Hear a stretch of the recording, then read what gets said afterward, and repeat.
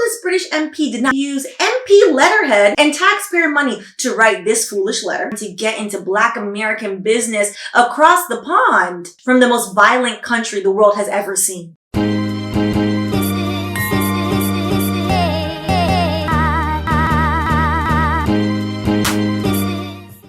Welcome back to Wine and Chill. I'm Stephanie, and today we're going to talk about the aftermath of Will Smith slapping Chris Rock, specifically the reaction of collective whiteness. I would like to start this video off with how annoyed I am at the fact that collective whiteness has decided to clutch their pearls so hard that someone such as myself, who doesn't particularly care for Will Smith and his brand of toxic positivity, now has to point out the hypocrisy in the situation by seemingly defending Will Smith. First and foremost, hitting other people is bad. Yes, let's just start there. Because what I've seen online in the hellscape that is the Twitter, which is people telling other people, particularly white people, telling Black people that are laughing, that are making memes, that are saying anything that is not in the realm of clutching pearls, that we are condoning assault, which y'all are very far out of your lane. Let's talk about what happened for a quick second. If you didn't see what happened at the Oscars this past Sunday, Chris Rock read from a teleprompter a joke about Jada Pinkett Smith's hair. It has been alleged that Chris Rock did not write that joke. Yes, none of these things are live. It is on a teleprompter. It is written beforehand. So yes, because collective whiteness doesn't know anything about Black hair and chooses to be purposely ignorant about Black hair, it's a 50-50 bet a white person wrote that joke. Chris Rock said the joke. Will Smith chuckled. Jada was not amused. Jada saw Will Smith's chuckle. Will Smith saw that Jada saw Will Smith's chuckle. Will Smith then proceeded to get up and slap Chris Rock. But then simultaneously occurred was nothing short of a monsoon on Black Twitter of hilarious memes. While the monsoon of memes occurred on Black Twitter, a simultaneous occurrence that was neither joyful and was full of Puritan pride decided to take hold, stole all of the laughter without so much as a thought to cultural awareness or cultural competency. And yeah, this is America. So cue the racism. This is the point in the video where I realize that YouTube is essentially mixed company. So if it doesn't apply, let it fly.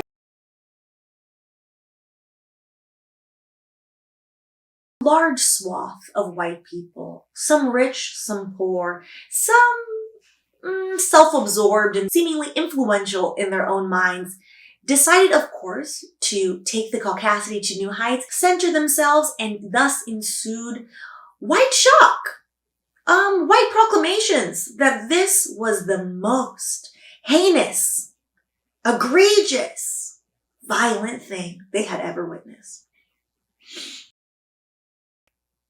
The exaggeration, again, of this open-handed slap that, yes, nobody should be slapping somebody else. Slapping is bad. It is assault. You shouldn't slap people. However, what has been interesting in all of the language used, let's go through some of them for a second, is this vilification of a one Will Smith to all of a sudden be violent. And quote from a one Judd Apatow in his now deleted tweet, he could have killed him. That's pure, out of control rage and violence. They've heard a million jokes about them in the last 3 decades. They are not freshmen in the world of Hollywood and comedy. He lost his mind. This is the same Judd Apatow who should really mind his business. The same Judd who's always centering himself. The same Judd who wrote that long, insensitive, daft, and dumb open letter to his wife and his daughter during the Me Too movement, but centered it all on him. Him, the white man. Yeah. The same Judd who really, should go back to focusing on the excellent job at nepotism that he is doing with his daughter who appears on Euphoria. Yes, how he convinced the producers of Euphoria to feature her name in season 1 before Zendaya. Wow. That's some parenting right there. And the list of tweets goes on and on about how violent this act is and how this is the most violent thing anyone has ever seen at the Oscars. The most violent thing apparently collective whiteness has seen in a long, long time. I think sometimes collective whiteness has amnesia. So, to remind people, do you know who's been consistently violent all these years and been welcomed at the Oscars? Most surely it was not the Fresh Prince of Bel-Air. Let's start with Harvey Weinstein himself. Yes, Harvey Weinstein, whose team has won over 60 awards at the Academy Awards. He is most importantly a true super predator and most recently was convicted of. Now, if you think to yourself, nobody knew, child bye, everybody knew about what Harvey and his team were doing. Everybody knew about Harvey's antics and ignored them and allowed him to go to the Oscars all these years. He's not alone. A one Marky Mark, or as he likes to be referred to now, Mark Wahlberg, has a history of racist hate crimes. Mark Wahlberg, who in one of his attacks, his victim became permanently blind. Mark Wahlberg, who was charged with attempted murder and confessed to this gruesome crime and instead pled out to just felony assault and served a whopping 45 days in jail. Or Roman Polanski, Roman Polanski that also confessed to doing crimes against a minor, confessed and then fled the country to none other than good old England. Yeah. And last but not least, good old Woody Allen. Woody Allen, America's favorite. Woody Allen who, child, y'all already know what that man did. But none of these white men were met with the vitriol of Willard Carroll Smith II. For good measure, because often when we discuss racism, white women are left out of the discourse. The white women have also participated, proceed to jump through hoops to make it about personal domestic violence. No one takes the cake as high as British MP Dehenna Davison, who decided to use MP letterhead and taxpayer money to write this foolish letter. I know this British MP did not mosey her behind to get into Black American business across the pond as she sits perched in her privilege from the most violent country the world has ever seen. Not England, the home of the colonizer-in-chief, the home of the only welfare queen, Lizzie. You know what? Cue the Jamaican protest. MP Davison's take is similarly as dense as we saw with Prince Charles when he declared that Europe had never seen war, in remarking on Russia and Ukraine.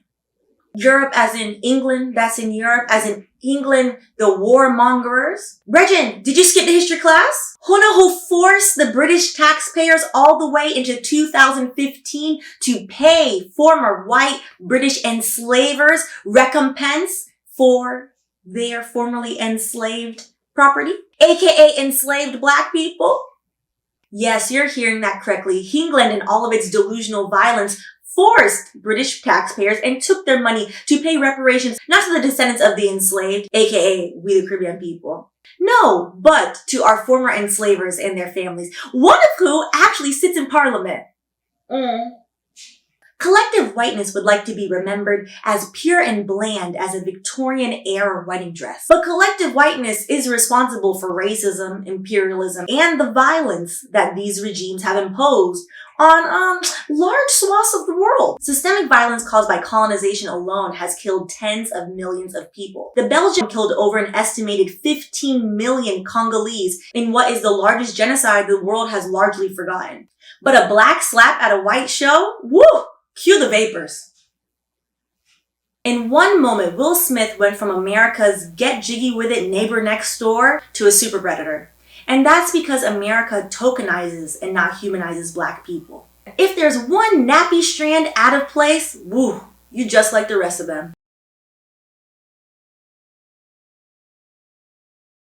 Now, speaking of hair, because whiteness thrives on consistently thinking that only whiteness matters and whiteness is the center of the universe, even though POC, if we're all getting lumped together, are the global majority, it is no surprise to me that a lot of these white hot takes lack any contextual understanding of misogynoir and Black hair at all. I'd go so far as to say the only thing that collective whiteness knows about Black hair is that they want to touch it. Don't. Speaking of someone with a little bit of curl, Howard Stern decided to go on his show and talk on his show after comparing Will Smith to Trump and saying they are literally the same person. That's a bit odd. Paraphrasing, Howard Stern then proceeded to say that the joke Chris Rock made was, and quote, hardly insulting. I was not aware that Howard Stern, a white man, was the arbiter of whether black people with black hair were allowed to be insulted when their black hair was called out in a demeaning manner. Howard gives me the vibe of a white man that has tried to touch a black woman's hair. He does. He gives me the vibe of, I too have the curls, yeah.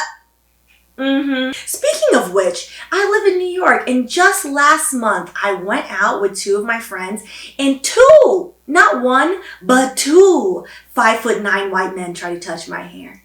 Yeah. To which I did tell one I hope he died in the gutter. I have decided the next time someone decides to even attempt to run their grubby fingers through my Cantu infused hair, I'm gonna backhand the shit out of them.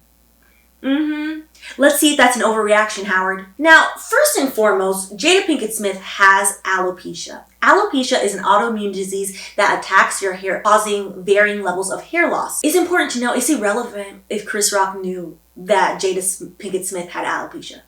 It is irrelevant if any of us knew that Jada Pinkett Smith had alopecia.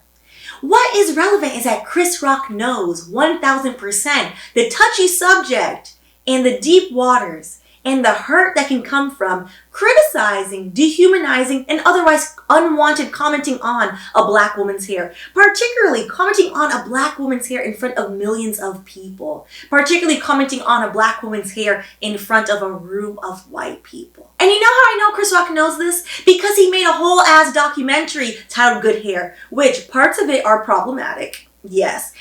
And paraphrasing the documentary, our, as in black people, self-esteem is derived from our hair. Black hair, particularly black women's hair, in the US and every colonized continent, from Africa to South America, all the way to the Caribbean islands, has been policed, shunned, discussed, looked down upon, dissected, ridiculed, and picked apart. Specifically back to collective whiteness and white people in the US, white people in the United States were so obsessed with policing black women's hair that they made the Tijnon, I never say this word right, Tijnon, made the Tijnon laws in the late 1800s.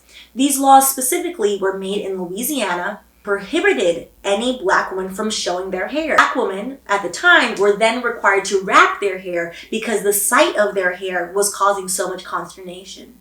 But you know, us being how we are, it then turned into a fashion statement, into a sense of pride, having the hair wraps. And if you think in your mind, even after I told you that these two little white men tried to touch my hair just last month, these are one-off instances, case in point why it's not, we have a whole ass law to reference. The Crown Act, passed in 2019 in the state of California, was drafted and enacted specifically to prevent discrimination against natural hair. Natural hair has been discriminated against in schools. They have cut young black children's hair in the schools. We've all watched the videos, and if you haven't, it's because you purposely don't want to see them. Black hair has been discriminated against in the workplace. There are countless jobs that I've applied to, and when I wanted to test it with them and wore my natural hair, trust, I didn't get that job.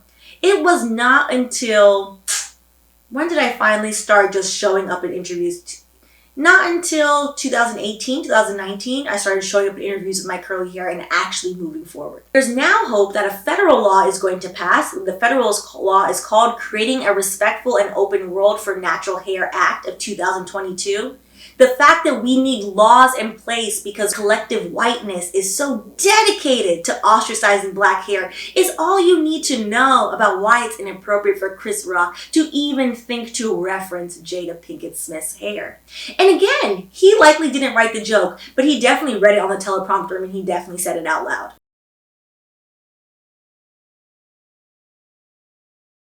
As a side note, why are black women always being held accountable for the actions of people next to them? Enter Peter Coffin, which, sir, what does this have to do with anything? So Jada is an abusive partner is what the world just learned. She didn't tell that man to get up? That would be a longer conversation. Maybe we'll have another day. So in closing, Chris Rock is not pressing charges. Will Smith issued a formal apology. The Academy, however, is shocked and disgusted and conducting an investigation. But truly, now that the sting of the slap has worn off, the persistent harm that remains is even after white America posts their little black squares, collective whiteness has not changed.